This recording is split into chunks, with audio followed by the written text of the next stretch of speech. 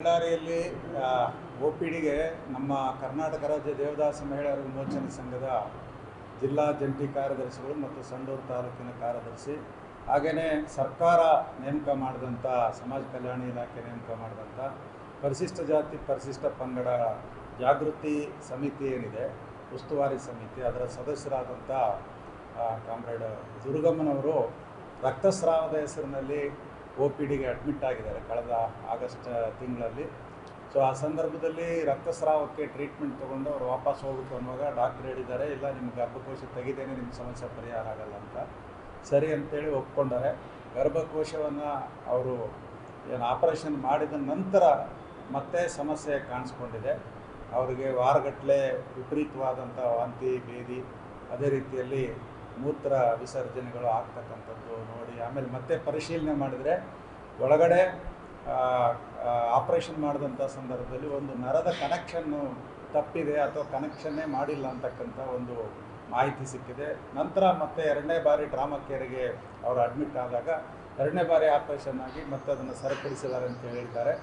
2ನೇ ಬಾರಿ ಆಪರೇಷನ್ ಮಾಡಿ ಸರಿಪಡಿಸಿದ್ದಾರೆ ಅಂತ ಹೇಳಿದ ನಂತರ ಕೂಡ ಮತ್ತೆ ಗಮನಿಸಿರೋದೇನೆಂದರೆ ಮತ್ತೆ ಹೊಟ್ಟೆ ನೋವು ಕಾಣಿಸ್ಕೊಂಡಿದೆ. ಏನಂತೇಳಿ ಪರಿಶೀಲನೆ ಮಾಡಿದರೆ 2ನೇ ಬಾರಿ ಆಪರೇಷನ್ ಮಾಡಿದಾಗ ಒಂದು ಸ್ಟೀಲ್ ಮೆಟಲ್ ರಿಂಗ್ ಥರದ್ದೊಂದು ಒಳಗಡೆ ಇದೆ, ಅದನ್ನು ತೆಗಿಬೇಕು ಅಂತೇಳಿ 3ನೇ ಬಾರಿ ಆಪರೇಷನ್ ಮಾಡಿದ್ದಾರೆ. ಕಳೆದ 5 ತಿಂಗಳಲ್ಲಿ 3 ಬಾರಿ ಈ ರೀತಿಯಲ್ಲಿ ವೈದ್ಯರ ನಿರ್ಲಕ್ಷ್ಯಕ್ಕೆ ಒಳಗಾಗಿ ಏನು ಆಪರೇಷನ್ಗೆ ಒಳಗಾಗಿದ್ದಾರೆ. ಇದು ಭಾಳ ಖೇದಕರವಾದಂಥ ವಿಚಾರ. ಯಾಕಂದರೆ OPD ಮತ್ತು ಅದರ ಸೋದರ ಆಸ್ಪತ್ರೆಗಳಿದ್ದಾವೆ, ಅವು ಇವತ್ತು ಈ 4 ಜಿಲ್ಲೆಗಳಲ್ಲಿ ಭಾಳ ಪ್ರಖ್ಯಾತವಾದಂಥ ಆಸ್ಪತ್ರೆಗಳು. ಆದರೆ ಇವತ್ತು ಅಲ್ಲಿ ಇಷ್ಟೊಂದು ನಿರ್ಲಕ್ಷ್ಯ ಇದೆ ಅಂತಕ್ಕಂಥ ಅಂಶ ಇದರಿಂದ ಬಯಲಾಗಿದೆ.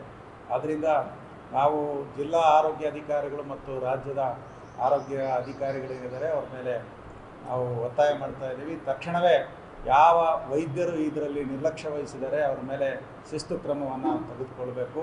ಒಟ್ಟು ಪ್ರಕರಣವನ್ನು ತನಿಖೆಗೊಳಪಡಿಸಬೇಕು. ಯಾಕಂದರೆ ಈ OPD ಮತ್ತು ಅದರ ಆಸ್ಪತ್ರೆಗಳಿಗೆ ದೊಡ್ಡ ಪ್ರಮಾಣದಲ್ಲಿ ಬಡವರು, ದಲಿತರು, ಕೂಲಿಕಾರರು, ಕಾರ್ಮಿಕರು, ಬಡ ರೈತರು ಇರೋದ್ರಿಂದ ಅಲ್ಲಿ ಈ ರೀತಿ ನಿರ್ಲಕ್ಷ್ಯ ಆಗೋದು ಯಾವ ಕಾರಣಕ್ಕೂ ಒಬ್ಬರ ಮೇಲೂ ಕೂಡ ನಿರ್ಲಕ್ಷ್ಯ ಆಗಬಾರ್ದು. ಆ ರೀತಿಯಲ್ಲಿ ಅದನ್ನು ಸರಿಪಡಿಸಬೇಕು. ಮತ್ತು ಈ ಒಂದು ಹ್ಯುಮಿಲಿಯೇಷನ್ಗೆ ಅಂದರೆ ಈ ಆಪರೇಷನ್ 3 ಬಾರಿ ಆಗಿ ಯಾರು ಕೂಡ ತಡೆಯಲ್ಲ. ಒಬ್ಬ ಗಟ್ಟಿಯಾದಂಥ ಹೆಣ್ಮಗಳಾಗಿರೋದ್ರಿಂದ ತಡೆದಿಲ್ಲದೆ ಹೋದರೆ ಅವಳು ಸಾವೇ ಬರಬೇಕು. ಆದ್ದರಿಂದ ಈ ನಿರ್ಲಕ್ಷ್ಯಕ್ಕೆ ಮತ್ತು ಅವರು ಅನುಭವಿಸಿರತಕ್ಕಂಥ ತೊಂದರೆಗೆ ಮತ್ತು ಅವ್ರ ಕುಟುಂಬ ಮಾಡಿಕೊಂಡಂಥ ಸಾಲಕ್ಕೆ ಪರಿಹಾರವಾಗಿ ರಾಜ್ಯ ಸರ್ಕಾರ ಮತ್ತು ಆರೋಗ್ಯ ಇಲಾಖೆ 50 ಲಕ್ಷ ರೂಪಾಯಿಗಳ ಪರಿಹಾರವನ್ನು ಕೊಡಬೇಕು ಅಂತೇಳಿ ನಾವು ಒತ್ತಾಯ ಮಾಡ್ತೀವಿ. ನಾನು ಯು ಬಸವರಾಜು, ಕರ್ನಾಟಕ ರಾಜ್ಯ ದೇವದಾಸಿ ಮಹಿಳೆಯರ ವಿಮೋಚನೆ ಸಂಘದ ರಾಜ್ಯ ಗೌರವಾಧ್ಯಕ್ಷ.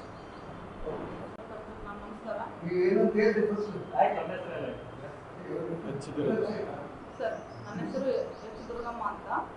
ನಾನು ಸಂಡೂರು ತಾಲೂಕು, ಬಳ್ಳಾರಿ ಜಿಲ್ಲಾ, ಕೊಂಡಾಪುರ ಗ್ರಾಮ. ನಾನು ಬ್ಲಡ್ ಕಡಿಮೆ ಆಗೈತೆ ಅಂತ OPD ಬಂದಿದ್ದೆ. ಬ್ಲಡ್ ಕಡಿಮೆ ಆಗೈತೆ ಅಂತ OPD ಬಂದು ಅಡ್ಮಿಟ್ ಮಾಡ್ಕೊಂಡು 2 ಬಾಟ್ಲಿ ಬ್ಲಡ್ ಹಾಕಿದ್ರು. ಬ್ಲಡ್ ಹಾಕಿ 19ನೇ ತಾರೀಕಿಗೆ 8ನೇ ತಿಂಗಳಾಗ ನನಗೆ ಆಪ್ರೇಷನ್ ಮಾಡಿರೋದು. ಆ 8ನೇ ತಿಂಗಳಾಗ ಆಪ್ರೇಷನ್ ಮಾಡೋ ಮುಂದೆ ಒಂದು ನರ ಬಿಟ್ಟಿದ್ದಾರೆ ಸರ್. ಅದು ದೊಡ್ಡ ಸಮಸ್ಯೆ ನನಗೆ ಈಡಾಗಿದೆ. ಮತ್ತೆ 2ನೇ ಬಾರಿ TB ಸೆಂಟ್ರಲ್ಲಿ ಮತ್ತೆ ನನಗೆ 12ನೇ ತಿಂಗಳ 9ನೇ ತಾರೀಕಿಗೆ ಒಂದು ಮತ್ತೆ ಆಪರೇಷನ್ ಮಾಡಿದ್ರು. ಮತ್ತೆ ನೆಕ್ಸ್ಟು ಅದು ಒಳಗಡೆ ಒಂದು ರಿಂಗ್ ಬಿಟ್ಟಿದ್ರು. ಅದನ್ನು ಮತ್ತೆ ಮೊನ್ನೆ 30ನೇ ತಾರೀಕಿಗೆ ನಾನು ತೆಗೆಸ್ಕೊಂಡಿದ್ದೀನಿ 26ನೇ ವರ್ಷದಲ್ಲಿ. ಇಷ್ಟು ನನಗೆ ಸಮಸ್ಯೆ ತುಂಬ ಕಾಡ್ತಾ ಇದ್ದೆ. ಆರೋಗ್ಯ ತುಂಬ ಪರಿಣಾಮ ಬಿದ್ದಿದೆ ನನಗೆ ಗರ್ಭಕೋಶ ಏನೂ ಆಗಿಲ್ಲ. ತೆಗಿಬೇಡ ಅಂದಂಗೆಲ್ಲ ಅವ್ರು ತೆಗಿಯೋಕೆ ನನಗೆ ಅವಕಾಶ ಕೊಡ್ಬೇಕಂತ ಹೇಳಿದ್ರು ಅವರು.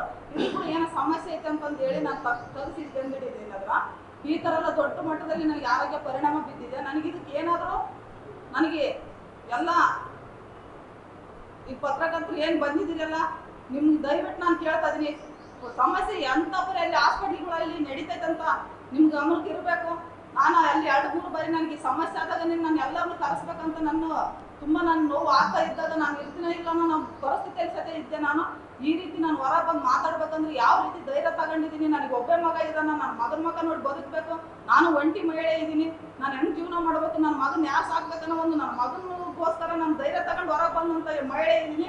ನಾನು SC/ST ದೌರ್ಜನ್ಯ ಕಮಿಟಿ ಸದಸ್ಯರಿದ್ದೀನಿ. ದೇವದಾಸಿ ಮಹಿಳೆಯರು ಆ ಸಂಘಟನೆ ಒಳಗಡೆ ನಾನು ತಾಲೂಕು ಕಾರ್ಯದರ್ಶಿ ಇದ್ದೀನಿ. ಇಷ್ಟು ಜನರ ಮಧ್ಯೆ ನಾವು ಕೆಲಸ ಮಾಡ್ತಿದ್ದಾಗ ನನಗೆ ಈ ರೀತಿ ಸಮಸ್ಯೆ ಆಗೈತೆ ಅಂದಾಗ ಇನ್ನು ಸಾಮಾನ್ಯ ಜನರದ್ದು ಎಷ್ಟು ಪರಿಸ್ಥಿತಿ ಐತೆ ಅನ್ನೋದ್ರ ಬಗ್ಗೆ ಗಂಭೀರವಾಗಿ ತಗೊಳ್ಬೇಕಂತ ನಮ್ಮ ಉದ್ದೇಶ ಇದೆ. ನೀನು 4 ತಿಂಗಳಾದ್ಮೇಲೆ ಅದು ಸ್ವಲ್ಪ ಮಾಹಿತಿ ಬರ್ತೈತಿ, ಅವಾಗ ಮಾಡಕ್ ಸಾಧ್ಯ ಆಗ್ತೈತಿ. ಈಗ ಏನಾರು ಮಾಡ್ಯಾರ ಮತ್ತೆ ಫೇಲ್ ಆಗ್ತೈತಿ, ಮತ್ತೆ ಕಂಟಿನ್ಯೂ ಜೀವನ ಪೂರ್ತಿ ನಿಂಗೆ ಇರ್ಬೇಕು ಅಂದ್ಬಿಡ್ತಾರೆ ಆ ಮನುಷ್ಯ. ಅಂದ ತಕ್ಷಣ ಆಯ್ತು ಬಿಡ್ತಾರ ಅಂತ ಅವ್ರಿಗೆ ಮತ್ತೆ ಡಾಕ್ಟ್ರಲ್ಲ ಅಂತಂದೇಳಿ ಮತ್ತೆ ಅವರು ಮಾತಿಗೆ ನಡ್ಕೊಂಡು ಮತ್ತೆ 4 ತಿಂಗಳು ಸರ್ ಕಂಟಿನ್ಯೂ ಹಂಗೆ ಕೂಡ್ತಾರ, ನೀರು ಕೆಳಗೆ ಹೋಗ್ತೈತಿ. ಇದನ್ನೇ ಸುಧಾರಿಸ್ಕೊಂಡು ಅಲ್ಲೇವರೆಗೆ 4 ತಿಂಗಳು ಸುಧಾರಿಸ್ಕೊಂಡು ಮತ್ತೆ ಅವ್ರ ಹತ್ರನೂ ಹೋದ್ರೆ ಅವ್ರು ದೊಡ್ಡ ಆಪರೇಷನ್ ಹಂಗೆ ತಲೆಗೆ ಹೇಳಿದ ತಕ್ಷಣ ನಾನು ಇರ್ತೀನಿ ಇಲ್ಲ ಅಂತ ನನಗೆ ಅನಿಸ್ತೈತೆ ಸರ್. ಅವ್ರು ಹೇಳೋ ಅವ್ರು ಇದಕ್ಕೆ ಬಯಕು ಅದಕ್ಕಿನ್ನ ಗರ್ಭಕೋಶಕ್ಕಿಂತ ದೊಡ್ಡ ಆಪರೇಷನ್ ಅಂದಾಗಿನ್ನ ಎಂತ ದೊಡ್ಡದಿರ್ಬೋದು ಅನ್ನೋದು ನನಗೆ. ಫಸ್ಟ್ನೇದು 6 ಬಿದ್ದಿರೋದು, 2ನೇದು 14 ಬಿದ್ದದ ಸರ್ ನನಗೆ. ಹಂಗಾಗಿ ದೊಡ್ಡದು ಅಂತ ಅದು ಹೊಲಿಗೆ ಹಾಕಿದ ಮೇಲೆ ಗೊತ್ತಾದ ನನಗೆ ದೊಡ್ಡ ಆಪರೇಷನ್ ಅಂತಿದ್ರು. ದೊಡ್ಡ ಆಪರೇಷನ್ ಇದು, ಈ ರೀತಿ ಎಲ್ಲ ಸಮಸ್ಯೆ ಆದ್ರೆ ಹೆಂಗ ನನಗೆ ಅಂತಂದು ಅದನ್ನು ಮಾಡಿದ್ರಲ್ಲ ಸರ್. ಇಲ್ಲಿ 14 ಹೊಲಿಗೆ ಆಗಿದ್ದವು, ಅಲ್ಲಿಂದ ಬಂದಿದ್ದೀನಿ. ಅಲ್ಲಿ ಬಂದ ಮೇಲೆ ಕಂಟಿನ್ಯೂ 22 ದಿನ ಅದು ಒಂದು ಪೈಪ್ ಇಟ್ಟು ಹಂಗೆ ಬಿಟ್ಬಿಡೋದ ಸರ್. 22 ದಿನ ನಾನು ಹಂಗೆ ಇದ್ದೀನಿ. ಅದನ್ನ ಹೋಗಿ ತಗಸ್ಕೊಂಡು ಬಂದಾಗಲಿದ್ದ ಕಾಲ್ ಮಾಡಿ ಉರಿಯಕ್ಕೆ ಶುರುವಾಗಿರೋದು. 1 ತಿಂಗಳಾಯ್ತು, 2 ತಿಂಗಳಾಯ್ತು, 3 ತಿಂಗಳಾಯ್ತು. ಯಾಕೆ ಹಿಂಗಾಗತ್ತಿ ಅಂತಂದು ಹೊರಗಡೆನೇ ತೋರಿಸ್ಕೊಳ್ತೀನಿ. ಅವ್ರು ಏನಂತ ಅದನ್ನ ಕಂಡಿಡಿಗಳು ಹೊರಗಡೆ ನಾನು ಗುಳಿಗೆ ತಗೊಳ್ತೀನಿ, ನುಗ್ತೀನಿ. ಆ ಟೈಮ್ನಲ್ಲಿ ಮಾತ್ರ ಸುಧಾರಿಸ್ಕೊಳಕ್ಕೆ ಸಾಧ್ಯ ಆಗೈತಿ.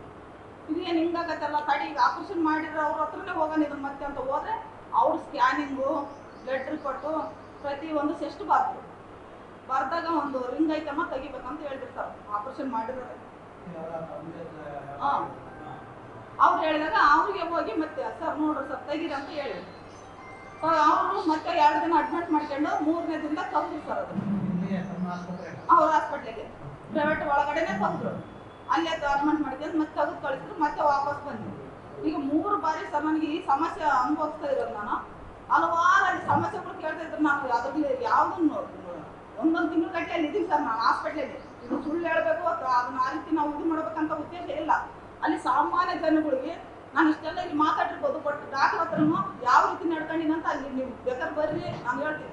ಆರೋಗ್ಯ ಭಯ ಪಡೋದ್ರಿಂದ ಏನೇನಾದ್ರು ಇಂಜೆಕ್ಷನ್ ಹಾಕಿವ್ರಿ ಏನಾದ್ರು ನಮ್ಗೆ ಸಮಸ್ಯೆ ಮಾಡ್ತಾರೆ ಏನೋ ಭಯ ಸೃಷ್ಟಿ ಆಗಿದ್ದಾಗಿ ಒಬ್ಬರಿ ಒಳಗಡೆ ಯಾರನ್ನ ಏನೋ ಒಂದಿಷ್ಟು ಜಲ್ದಿ ಬರ್ರಿ ಗ್ಲೂಕೋಸ್ ಬಾಟ್ಲಿ ಖಾಲಿ ಆಗೈತೆ ಅಂತ ಕರಿಯಕ್ಕೆ ಹೋಗೋಕೆ ಭಯ ತಗೊಂತಾರೆ ಜನಗಳು. ಓಪಡಿಯಲ್ಲಿ ಯಾವುದು ಸಮಸ್ಯೆ ಇಲ್ಲ ಅಂತಲ್ಲ, ದೊಡ್ಡ ಮಟ್ಟದಲ್ಲಿ ಸಮಸ್ಯೆ ಇರೋದು ಓಪಡಿ ಒಳಗಡೆ. ಯಾರು ಬಡವರು ಅಂತ ಚೀಟಿಗಿಂತಾರೆ ಸರ್ ಅಲ್ಲಿ ಬರ್ತಾ ಇರೋದು. 5 ರೂಪಾಯಿ ಚೀಟಿ ಕಟ್ಟಿದ್ದಾರೆ ಬಡವರು ಬರ್ತಾ ಇರೋದು.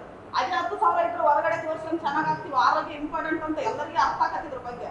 ಅಂತ ನೋವು ಅನುಭವಿಸಿ ಬಂದ್ರಳು ನಾನು ಇಲ್ಲಿದ್ದೀನಿ. ಅಲ್ಲಿ ಜನಗಳು ಯಾವ ರೀತಿ ನೋವು ಅನುಭವಿಸ್ತಾರಂತ ಸತ್ಯ ನೀವು ಎಲ್ಲ ಪತ್ರಕರ್ತರಿಗೆ ನಾನು ನಮ್ತರ ಹೇಳ್ತೀನಿ. ಅಲ್ಲಿ ನೋಡ್ರಿ ಸರ್ ಅಲ್ಲಿ ಎಂಥ ಪರಿಸ್ಥಿತಿ ನಡೀತೈತೆ ಅಂತ. ನಾನು ಪಕ್ಕದಲ್ಲಿ ಹೋಗಿ ಹುಡುಗಿ 3 ಹೆರಿಗೆ ಒಬ್ಬಳೆ ಮಾಡ್ಕೊಂಡ್ರೆ ಬಂದು ಆಪರೇಷನ್ ಮಾಡಿಸ್ಕೊಂಡಾಳ. ತಿರ್ಗತಿ ನನ್ನ ಹೆಣ ನೋಡ್ಯಾರ ಸರ್. ಆ ಹುಡುಗಿ ಒಬ್ಬಳೆ ಹೆರಿಗೆ ಮಾಡ್ಕೊಂಡಾಳಂತೆ ಸರ್. ಯಾರು ಹೆರಿಗೆ ಮಾಡಿಸಿಲ್ಲ ಆ ಹುಡುಗಿಗೆ. ನನ್ನ ಪಕ್ಕದ ಗೆಡ್ಡೆ ಅದು ಹೋಗಿ ಅದ್ಯಾವುದು ಕರೆಂಟ್ನ ಆಪರೇಷನ್ ಮಾಡಿದ್ರು. ಒಳಗಡೆ ಬಾಡಿ ಸುಟ್ಟ ಸರ್. 3 ಜನರಿಗೆ ಆಗೈತೆ. ಅವತ್ತು 3 ಜನನೂ ಉಳಿದಿಲ್ಲ. ಮೇಡಮ್ ಈಗ ಏನಾಯ್ತು ಶಾರ್ಟ್ ಆಗಿ ಶಾರ್ಟ್ ಆಗಿ ನೋಡಿ